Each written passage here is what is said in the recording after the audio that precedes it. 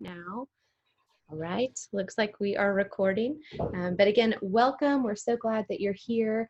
We'll kind of go through introductions, and then I have a few preset questions that we'll go through, and then we'll get to the question and answer section for everyone watching. So if you all have questions, you're welcome to put them in the chat box. You can send those to me. And then you're also going to be invited, if you would prefer, you can turn on your video once we get to the question and answer section, and you're welcome to ask that question yourself via video if you'd prefer. But let's go ahead and get started. My name is Ann Evans. I work in our admission office. I graduated from Center in 2012, so I'm a very happy Center alum, and I've worked at Center for about 5 years now. Let's bump down to Dr. Stacy Peebles. Hi, everybody. I am Stacy Peebles, and this fall will be, I think, starting my 10th year at Center College. I am an English professor, and I also direct the Film Studies program. And I also teach in our required first-year sequence as well. Before coming here, I was at larger institutions for the most part. I did my graduate work at the University of Texas at Austin. So Center is actually the first small college I've worked at, which I like very much. This is where I stayed. So after me, let's do Tay. Okay. Hi, everybody. I'm Tay Ford. I will be a sophomore next year, and I am a biology major, and I will be minoring in dramatic arts or theater, whichever one you like it to be called. And on campus, I am involved in the drama program, doing some offstage, some onstage, a little bit of both. And I'm also on the Student Government Association along with Caesar. And I do a bunch of little stuff here and there. I'm in Greek life, so I'm just all over the place. So hi, nice to meet you all. And Caesar. All right. Well, my name is Caesar Romero. I'm going to be a rising senior. I'm currently a history and Spanish double major. So if you have any questions about that, let me know. I am a Grissom Scholar on campus. That's one of the premier scholarship groups that we have that I'm sure many of you have fallen into. Something else involved, as Taylor said, I'm involved in student government. I've been involved in that for my last 4 years. It's a really great experience if you want to get involved and want to learn how the inner workings of campus happen in your first year. That's a really great way of jumping into it. I'm also involved in Greek life, and I am the vice president of Center Democrats. So little clubs and organizations like that spring all over campus for any of your interests. You know, they exist. You can make them if they don't exist. And honestly, they're probably one of the better parts of your extracurriculars and coming out and being at Center. So let me know if you have any questions on that. Sweet. Thank you all. So we'll back up a little bit and kind of say, what is Division I? So we have 3 different academic divisions at Center College. Division I is focused on the humanities. So I'm going to read off all the majors and minors that fall under Division I. So it includes, for the majors, art history, studio art, classical studies, dramatic arts, English, French, German studies, music, philosophy, and Spanish. As far as the minors go for Division I, they are as follows: art history, studio art, classical studies, creative writing, dramatic arts, English, film studies, French, German studies, music, philosophy, and Spanish. Division II covers the social studies, and Division III is science and mathematics. But again, our focus here today will be on Division I. So we'll jump into some questions, and then we'll get to that question and answer section where you all can ask your questions either via the chat or via video. So the first one, and we can kind of do, whoever wants to chime in, what is the process of declaring a major at Center, and how do you get matched up with an advisor? Awesome. I think I can take that, having gone through it. So the process of declaring a major is pretty straightforward. Your first 2 years, you're not allowed to declare a major, sort of to encourage students to go ahead and explore the multiple options that a liberal arts college will give you. And that's very intentional. And then at the end of your sophomore year, you declare You say what you would like to major in, and then you would typically have some understanding of the professors in that major category in that department. And so you could either request them or it won't be assigned to you. But as far as your first year, um, your sort of how your orientation group is selected and picked is what advisor you're going to get for that first year. And those advisors are really great to orient you and trying to explore every single aspect of what center has to offer and see what you like. If I'm being honest, like I came in thinking that I was going to be a physics major and I was going to study physics. And although I really enjoyed and I really liked it, I found out like only through center and only through the liberal arts model that, you know, I could really explore something else that I enjoyed and I was able to flourish in it. And that's what center was allowed to give me. So, I mean, as far as looking at a major, declaring a major, even picking a double major, your advisors are really good helps and really good resources for that whenever you're trying to get on that. So that's a really good process. Perfect. Yeah, so you have a general advisor for your first 2 years and then a major specific advisor for the last 2 years. Great. And Dr. Peebles, can you, oh, Taylor, were you going to say something? I was just going to say, I agree with Caesar. I really like the freedom that comes along with not having to declare a major and being at a liberal arts school, because I've only taken one class that's for my biology major, and all the rest I just wanted to explore and take a bunch of different classes in a bunch of different areas. Like I've taken a politics class, humanities, an art class, like everything. So it really like allows you to explore and see what you really want to do before just having to start right away. So I really enjoy that freedom. So, that's what I was going to say. That's great. Thank you. Yeah. Dr. Peebles, I'm wondering, can you talk a little bit about what it is like to be an academic advisor and mentor at Center from the faculty perspective? Well, so all faculty do advising, which is a little different. At the big institutions I was at before I came here, you would have professional advisors, and that was their entire job. And so faculty, you know, would mentor, obviously, but it's a different kind of relationship when you have a group of advisees that are assigned to you before they get to campus, and then you meet them in small groups. Usually it's about 10 students that you start advising, and that's for the first 2 years. And since they haven't declared a major, you know, they have all kinds of different interests and the interests might be changing, but it's a lot of fun to get to know them individually and sort of, you know, start to have those conversations about, well, okay, you know, what classes are you liking? You know, what might you want to take this next semester? You know, and a lot of people change their minds or they have no idea, but then, you know, slowly things start to come together, and that's always exciting. And so then when students make the switch, right, and then they take an advisor or match with an advisor in their major. So we all do that too, of course. And then that's interesting in a different way, because then you're starting that, you know, movement towards graduation, right? And how do I want to take all this stuff, you know, that I've done in college out into the world, and how do I want to be in the world, right? Not only now, but in the future. And so it's important to say that every single faculty member does this. We don't outsource it to anybody else, which is a little more common at bigger institutions, but that means we really get to know our students well. And it's sometimes the case that, you know, if a student is having trouble in a particular class, the professor for that class will pick up the phone and call the advisor and say, hey, look, do you know if, you know, so-and-so is going through anything, or, you know, do we need to chat? So it's a nice network of support, not only when things are going well, but also when things, you know, might not be going so well, or you hit some challenges. It's really hard to fall through the cracks here because of that network. Nice. Thank you. So this one is for both Tay and Caesar. Both of you have academic interests that cross divisions. So I know for Caesar, you're a double major in Spanish and history. And then for Tay, you're intending to major in biology, but you also have this passion and love for theater. So can you all talk just a little bit about what it has been like to be able to explore across divisions and pursue your academic interests?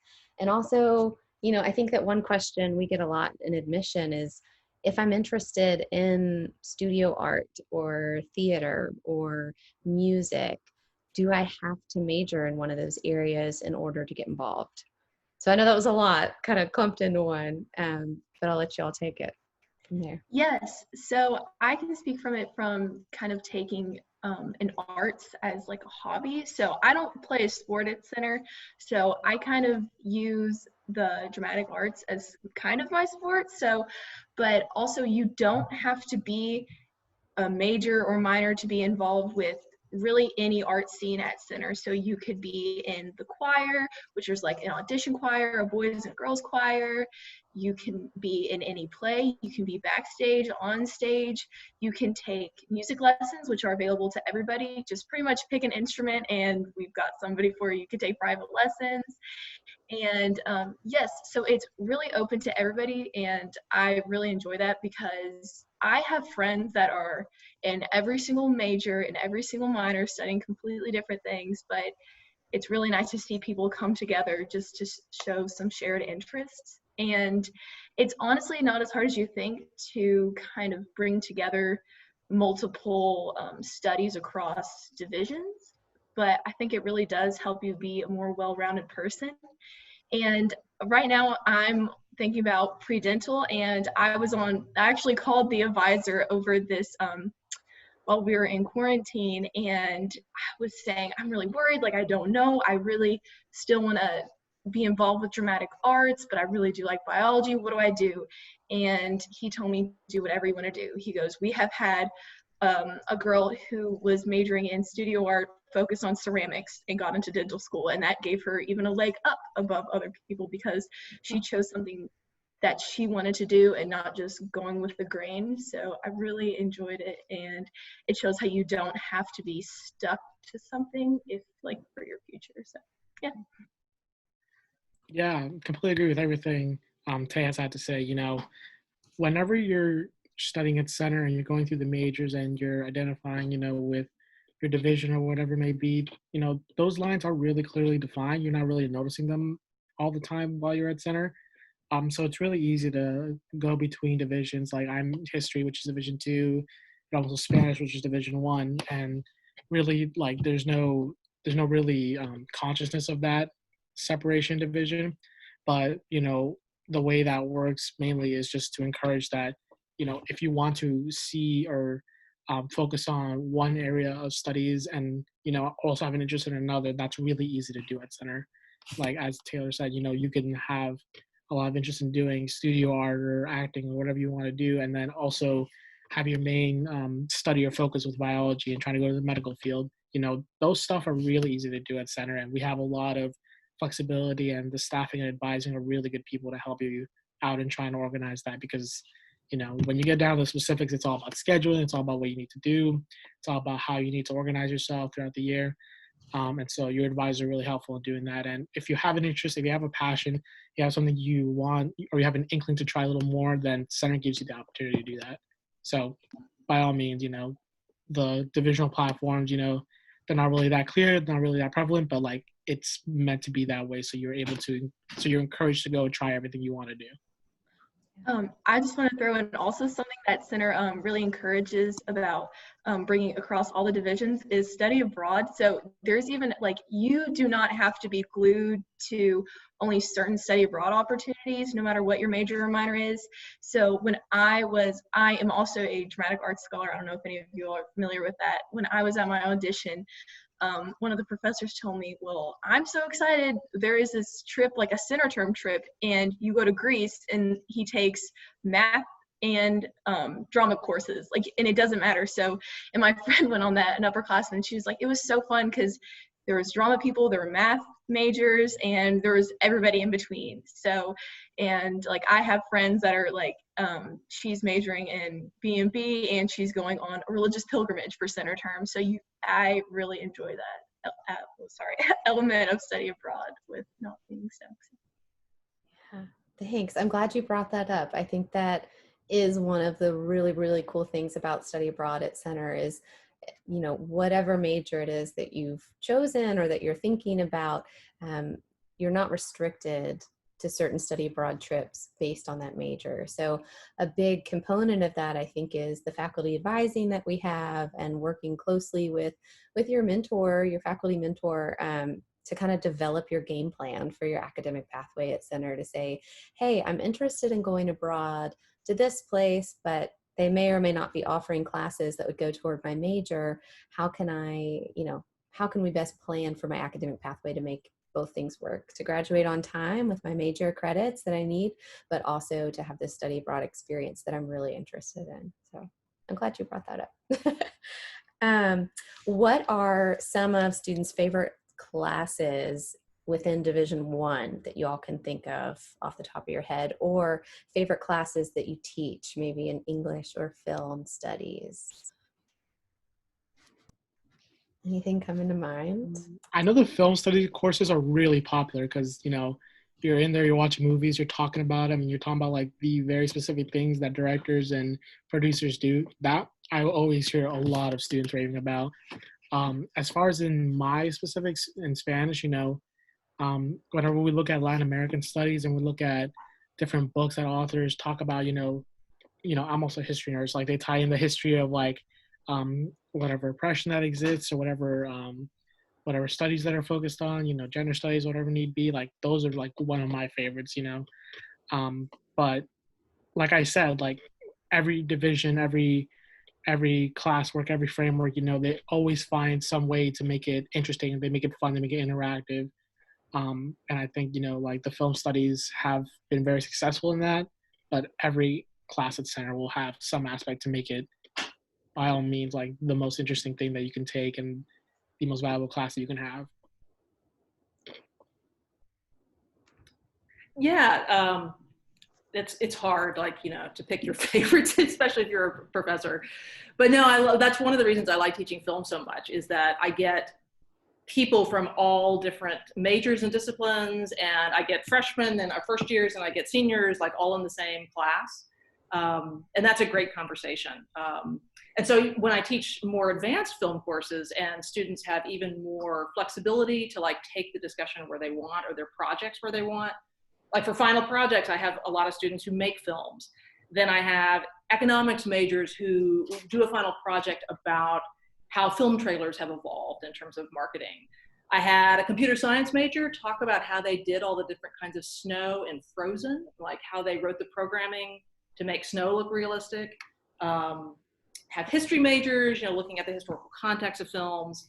And so it's really nice that we're all talking about how Center is flexible and we're not all siloed in our own disciplines, but it's in the classes that I think you see that the most, right? And that would be the case in a Latin American studies class or a gender studies class or a theater class, where the conversation only gets better if, first of all, if the classes are small enough that everybody can contribute, which they are here, but also that everybody feels free, right, to bring their own interests and expertises to the table. And then you build something maybe really different. Like, at Center, professors always talk about how, yeah, we teach the same courses every year, but they're never the same course. They change depending on who's in the room, and that's what makes it so invigorating, right? You don't get bored, or hopefully boring as a professor if you're always having to respond to this different collection and equation of people. Yeah, nice. Absolutely. Yes. So like I said, since I'm minoring in the dramatic arts, I've been taking, my first semester I took an acting class, and what I loved about it, it's kind of like High School Musical. Like there was everybody together, everybody in completely different things in there for different reasons.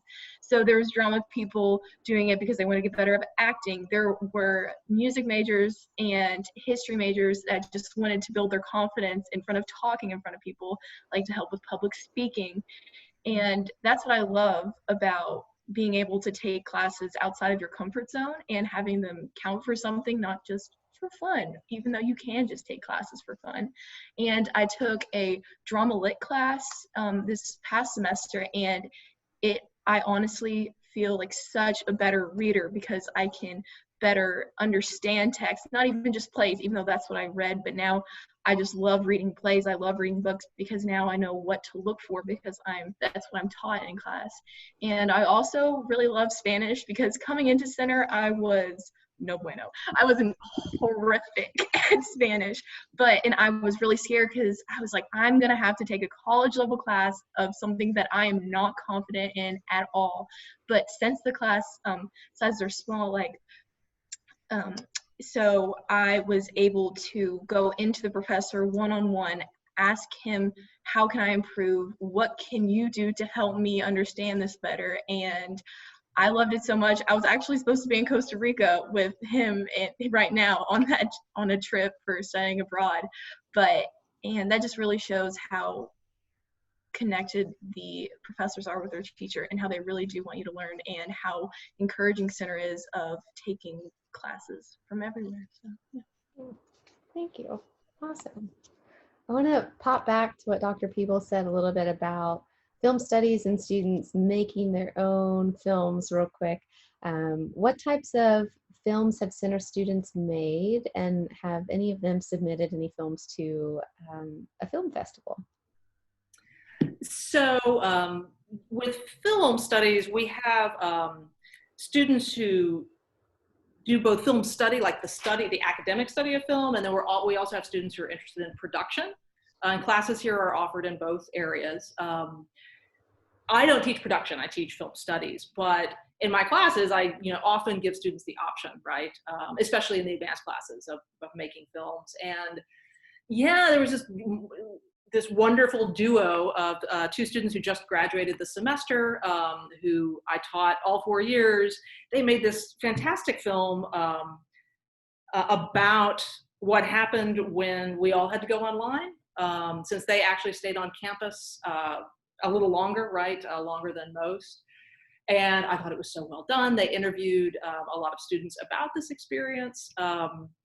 One of those two also made a movie about Finland. He went to Finland in January, chasing the Northern Lights as part of a center term course, and made a film about that. That was super cool. I don't know what they're going to do with those, but we have had students. There was one who graduated just a few years ago, decided she wanted to do film production in her last year, in her senior year. And she said, Dr. Peebles, do you think I can do this? I said, well, you can try. I mean, take a shot. But she was really serious. She took, I think, 5 classes in film that senior year. And for one of them, she made a short film. And she's Chinese American. She child of immigrants, and she had a very particular kind of story she wanted to tell. She said, this is a story I just haven't seen out there in the world, and I want to be the one to tell it.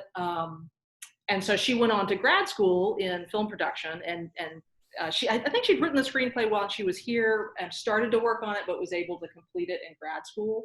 And then, yeah, she's taken that around to a few festivals. I think it's gotten pretty good play, since film shorts, right? Short films are one of the categories that you can do. But that was a really nice story. Her major was something different, but all of a sudden, like her last year, she just realized, no, this is my passion. This is what I want to do. And again, like somebody told me when I was interviewing at Center, I said, why do I want to be here? What's the real draw? And somebody told me as a faculty member, but I think this is true for students too. If you have a good idea, somebody will help you make it happen. Mm. Right? And there's just lots of resources and opportunities. And nobody's ever going to tell you, no, you can't. That's absolutely not something. If it's a really good idea, then you'll usually have some people to help you out. So that particular student I thought was a nice example of that. I want to do this, all of this. I want to learn everything in 1 year. Okay. we can try to do that. But, she exceeded everybody's expectations, and that was great. That is very cool. That is great. I think what you said about, if you have an idea, we're going to help you make it happen. That's spot on. That's really cool. Well, there was a course I taught, this has been years ago now, in center term, and it was a course on the contemporary American author, Cormac McCarthy, who's one of my research areas. That's somebody I do a lot of work with. And he's written a couple of plays, and he's written one called The Sunset Limited, which is a 2-person play. And I thought, it'd be cool if we did this, like during center term. I don't think students could play the roles because of the nature of the roles, but we could hire some professional actors and maybe do it. And I went to Old Center, I went to the administrators, and I went to drama, and by God, everybody said, sure. Yeah, okay. And so Patrick Hagan-Moore directed it, just kind of for fun.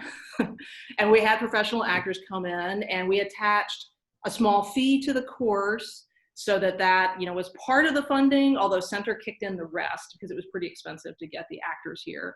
And so then my students were able to watch the rehearsals, watch everybody make these decisions about how to interpret the play as written, and then talk about, you know, what it was like as a performance. And then it was open to the community, and it played for a short run at the end of January. And that was like, I was shocked. Like, how did this, any other place they would tell you, you can't do that. That's ridiculous. But here they said, oh yeah, that sounds great. How can we make that work? Oh, super cool. Cool. Well, I just have a couple more questions before we open it up. Taylor, this one is for you, focusing on performing arts again a bit more. So what do you think the benefits are of getting involved in performing arts at a liberal arts college as opposed to going to a conservatory? Absolutely. So just like how at a liberal arts school, you aren't defined by your major, and you don't have to know as immediately, like when you come in. That's kind of the same for the dramatic arts at Center and at a liberal arts school. So for example, there are a concrete 3 plays, which, okay, we're going to put an asterisk on this year because everything's been in the ridge because we don't know about campus. But there's a concrete 3 plays, and the first play is run over family weekend. So since it's auditioned way before any of the incoming freshmen come, incoming freshmen cannot be actors in the play, but they're encouraged to be backstage, management, all of that. And I had never been an assistant stage manager. I've never done anything with management. I have really only been on stage, but I sat down with the drama advisor and one of the directors, and I said, hey, I want to be involved. What can I do? Which is a huge ability that you have at a liberal arts school such as Center with drama, is that your options are open. You can say, what can I do? Not, I can only do this. And he said, assistant stage manager, let's do it. I was the only one with all the upperclassmen. I was like, I don't know what I'm doing. And he said, I don't care that you don't know what you're doing. We will teach you. And that is just something I love and I hold near and dear to my heart, because at Center, like I said, you don't have to know everything. They don't even want you to know everything. They just want you to come in with your authentic self, and they say, we will teach you. We will show you the ropes. We will show you everybody the basics. But if you find something that you're passionate and that you love, we will like show you further and make you grow into a better person and a better studier, a better actress, a better management, better director, designer, anything you want to be. So I really do love that. And I feel like you really do get more opportunities. And so, like I said, anybody, you don't have to major or minor, so anybody can come audition for a show. They can come be run crew. They can come build. So we've had plenty of people, like biology majors and like history majors, say, I know how to build. Like, I've taken a construction class or a wood shop class, and we're like, done. We need you, and we throw you right in. So, and your work study opportunities, there are some to do in the theater, so that also brings anybody and everybody in. So I've worked in a shop, and I can tell you I do not know how to use a saw, but I do now. So that's just another opportunity that I love, that I feel like conservatory theaters don't really have, is because we want everybody to come learn. We just want everybody to experience this art, and I really love that. And like I said, I feel like we do get a lot more opportunities because we bring in, like I said, there's a concrete 3, and we have a specific, like we choose specific plays in certain areas. So we have it's a cycle. So we have a musical, plays written by female playwrights, Shakespeare, a couple other ones, like a classical one. So it really, because like what Center wants you to know is that you will be a well-ranged actor or an actress or well-ranged designer. So you're not only doing musicals or what you think the public wants to see, because everybody can love a musical, but also we're at a liberal arts and we're learning about this classical text in our humanities class, and it would be awesome to see it on stage. Like we did Midsummers the other year, and here we are reading that in our humanities class. So that's something I think is really awesome. And we also bring in every 2 years, I believe, this is where the concrete 3 and the sometimes 4 comes in. So every 2 years, what we do is we are paired with a theater in New York called the Farm Theater, and every year that theater chooses one female playwright to write a play.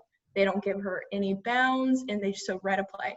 And it's us and I believe another small school also in New York, and she communicates with us and them and just says, hey, I have this idea of a play, which this year's it was about social media. I have this idea. What do you give me your experiences with social media? Give me your thoughts on this with this. Then she disappears for a couple months, writes a play, and then she actually communicates back with us, the students, and she auditions us, and then we go to New York and we perform, and we go and we get the script in our hands, and then we go and do the read through for Broadway producers in New York. So that's really, really awesome. And so I think that's another opportunity that I feel like conservatory theaters don't really have, is because we're working with people who are yet to be discovered and that will hopefully make it big. So that's like, we really do like hold near and dear to our hearts, like not the biggest productions, but just the quality over quantity too. And yeah, so that's something I think is a really awesome opportunity that most schools don't have. So yeah. Fabulous. Thank you. And with our new study away program in New York City, also students will have more Yes. theater opportunities if they choose that program. Mm-hmm. And you can study abroad just focusing on theater in London, and then so you go in the spring, and actually it's really awesome because in the fall, if you are perhaps in the dramatic arts in your orientation group, there's a very high chance of having exchange students from London, from that theater in London, in your orientation group. So that's where I have good friends in London, because he was in my orientation group, and even though he was a junior, but and they stay with us. They're in the plays. They tell you kind of how things are run in London, and then encourage you to go there. But yeah, so it's a really awesome opportunity. Super cool. Super cool. Thank you. And Caesar, you are a double major at Center. That's another question we get asked a lot in the admission office, is how realistic is it for me to double major if I want to do that when I'm in college? About a quarter of our students at Center do double major. So I'm wondering if you could kind of speak to the reasoning behind why you decided to be a double major, and what that process has looked like for you, and anything else you would like to discuss regarding double majoring. Absolutely. Being a double major is basically doing more of what I love. And my passions were in history and in Spanish. And sort of how you get there and how you decide to do that is, luckily I was able to find my passion, what I like doing, what I like studying, and what I wanted to learn about more. And so that's where history and Spanish came in. I have a background in both, and they both just came together. But a lot of people end up doing double major, as you said. A quarter of students, which is a huge amount, have decided to go on that path. And it's honestly, if you decide to do it, if you decide and you're headstrong on what you want to accomplish, how you're going to schedule it, it's really easy to do. This is where your advisor comes in a lot, and they provide really good advice on how you can manage both of them. And for each major that you pick, like I'm history and Spanish, I have a history advisor and I have a Spanish advisor. So each of them advises me on how I should manage my coursework throughout the year, how I should manage this study throughout the year. And they're all in communication, just trying to see what's best for me and how I'm not going to have a really rough semester one year, and how I'm really going to be able to learn the best I can for it. So if you decide that you want to do double major, it's really easy. It's really valuable. It's honestly just doing what you like to do, and you're not going to work a day in your life. Yeah, awesome. Thank you. Well, at this point, I think we'll go ahead and open it up. Feel free to send me a chat with a question, or feel free to turn on your own video, and then I think I may have to unmute you, but if I see your video pop up, I can unmute you and you can ask the question that way. So let's give people a second. It's a nice small group, so there's no pressure. It's not as big as the one earlier today. I see a cat with Dr. Peebles. Very cute. Well, I have another one.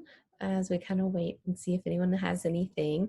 But how can humanities be helpful in the real world? It's a big question. Very, very, very helpful. So, sort of the studies that humanities gives you and the foundations of analysis that it brings to your understanding, it helps out with a lot of stuff. So I'm technically pre-law, and I'm currently working at a law office, and my foundation, the way I work there, the way I have been trained to think and been taught to look at cases and studies and how to organize things comes from how Division One of Humanities has taught me to do it. So, I mean, it's specifically for my focus, which is law, like it's probably one of the most valuable things that I can learn and can take out of center for applying to my future profession. Great. Something else I love about humanities is that, well, everybody has to take humanities 110 and then 120 their freshman year, so your first and second semester. So everybody will have some experience with like explicitly humanities. And it is taught by any professor, just thrown in. And what I love about that is that like they get to pick what they want to teach, if that makes sense. So my professor was a Latin American studies professor, and she also went to center, but it was really awesome because she tied that into with the course material, and because everybody reads somewhat of the same books, but you also get to read what interests your professor, which also helps you interest your own. And I've had a professor that was very interested in the arts, and I studied graffiti, I studied like street art, painting, and one of our projects is that we had to go outside and paint. So it was really awesome just to see how so many real world applications are brought into this. So like in another class, I learned a little bit of Greek just for fun, but it was just that humanities class. So I love how well versed and well rounded all these classes are. So. Great. Thanks. We do have a couple questions that have appeared in the chat box. Thank you all. This one is from Field, and it is for Caesar. He's asking, what is the focus on for Spanish? Is it more focused on grammar-based or vocabulary? How do you typically approach learning the language? Good question. So, with any major you're going to get, you're going to have your basics and your foundation around like the beginning of the major. So like the 110s, the 210s, whatever it may be. And then the focuses come in like the 300 level courses. So as far as the Spanish major, my first courses were in grammar, were in vocabulary, learning all of that. And the way that that is approached is really patiently, because a lot of people have this really great interest in Spanish and learning it, but the language may come at a different pace for everybody. So center pays a lot of really strong attention to trying to teach languages and trying to get that done. But then once you've sort of graduated from that and you've learned and you passed your class and whatever need be, you start getting to your focuses. So this semester, I took a class on Spanish film, and we saw movies from Spain, talking about the dictatorship, talking about the culture, differences in evolution. And then next week, I'm going to be taking, or not next week, next semester, I'm going to be taking a class on, on ghosts and how ghosts have been manifested throughout Spanish literature and movies and popular culture. And so it's just stuff like that.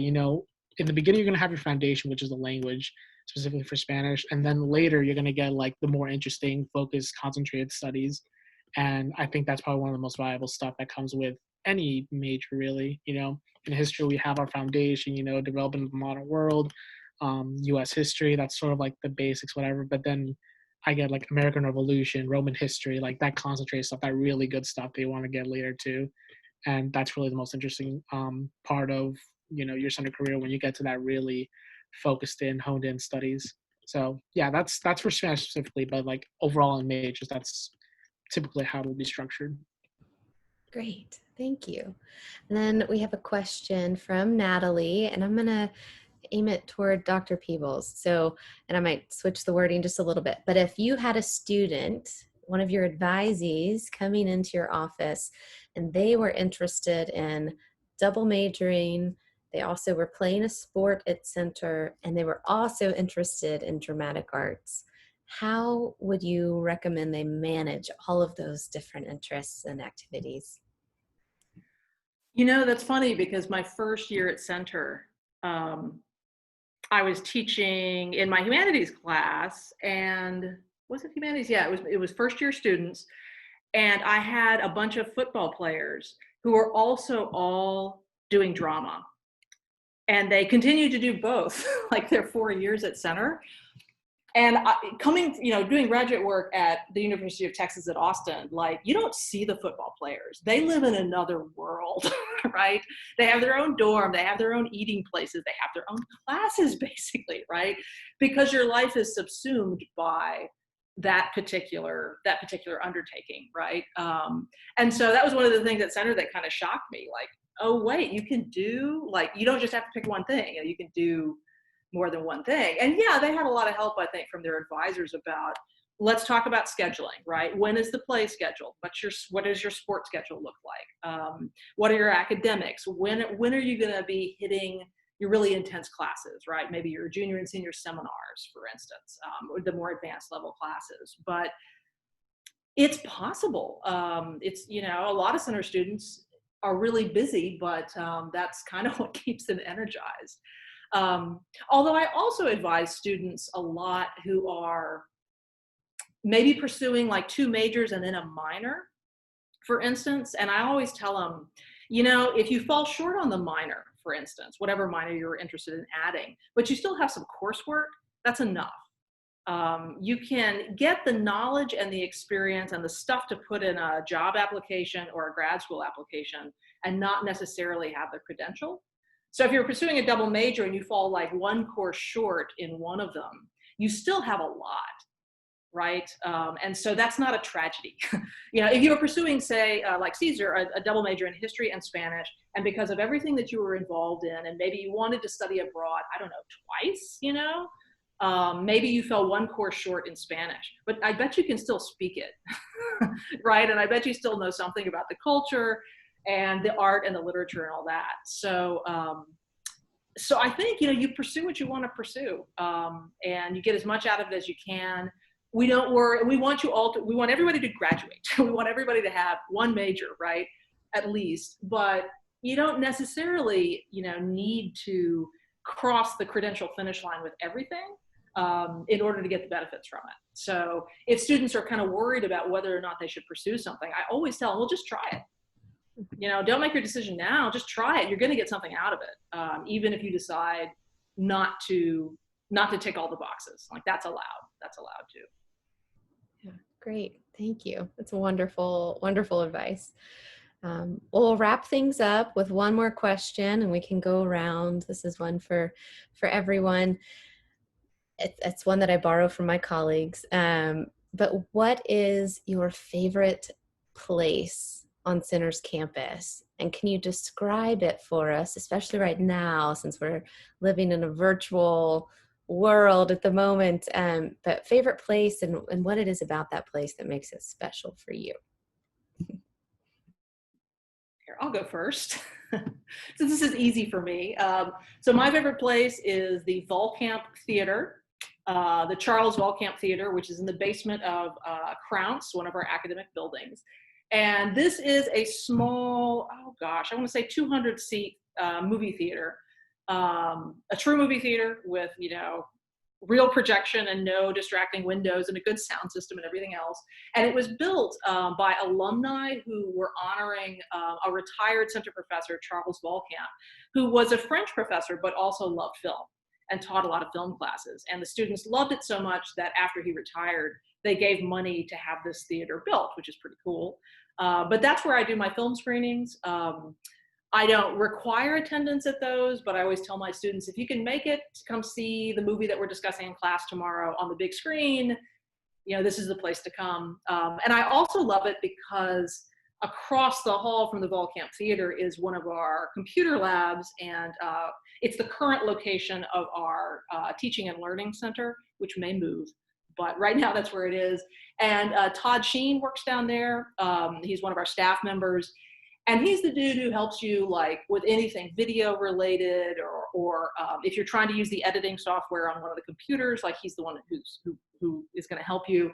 But I love going down to the theater to like introduce a movie and talk to my students about what it's about, and then I start it and I leave, and then I go talk to Todd, because Todd also makes movies himself with two other friends that he's had in Danville here for years and years and years. He's taken them to festivals and all that, and he is just a font of information. He's really good with horror movies, 70s and 80s movies.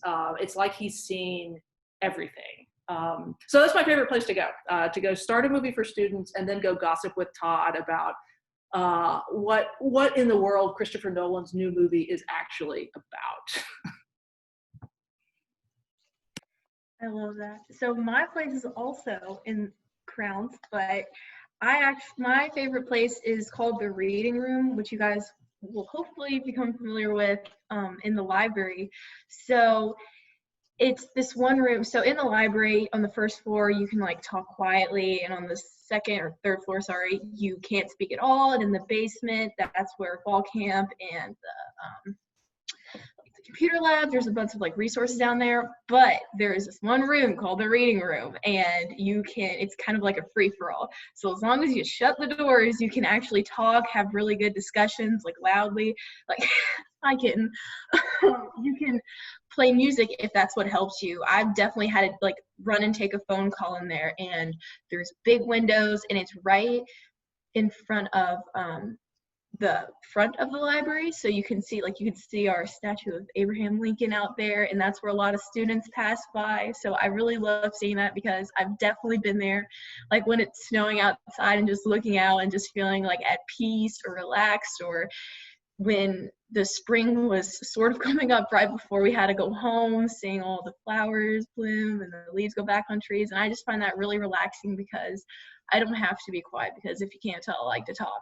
But yeah, so that's my favorite space. So yeah. All right. This took a lot of thinking, but I think what comes to mind is, on my favorite place probably is on Greek Row, right outside of our fraternity house. We have a front porch where we all sit, and it's a great day when it's a Saturday. It's 70 degrees out and sunny. People are outside like playing cornhole or just tossing a football, and everyone's just having a good time. You're with your friends.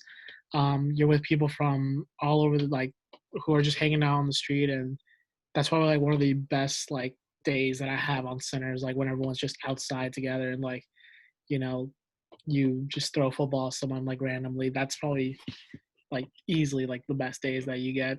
It's just those are your friends that are there, and that's all you want to do for that day and all week. And yeah, that's really good. Nice. Thank you all.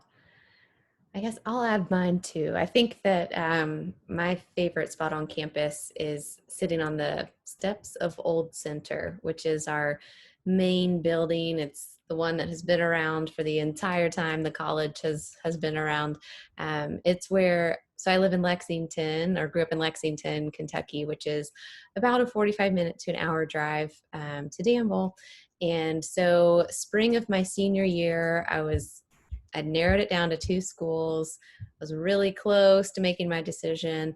I had just a couple days till the deadline, so it was the very end of April, and I just drove down after school one day and sat on the steps of Old Center, and I'd visited campus multiple times, but this time no one knew that I was coming, and I just sat on the old steps of Old Center and was kind of like, can I see myself here? Can I feel like this would be home for me? And I don't know, that was it sounds kind of woo, but it was just a moment in time that was really powerful for me.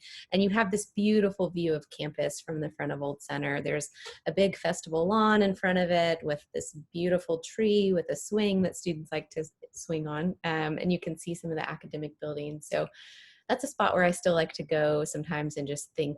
And I like to feel like I'm surrounded by history as well, when I think of the number of students who've walked up and down those steps and through those doors. So that's probably my favorite spot. But All right. Well, thank you everyone for tuning in today. Thank you panelists, Dr. Peebles, Caesar, Tay, for hanging out today and sharing some of your center experience and center story. Again, this session has been recorded and the other division discussions have also been recorded. So they'll be up on YouTube at some point in the future. But we wish you all the very best in your college search, and please reach out if we can be helpful. All right. Stay Thanks safe, all. everyone. Bye. Thank you so much.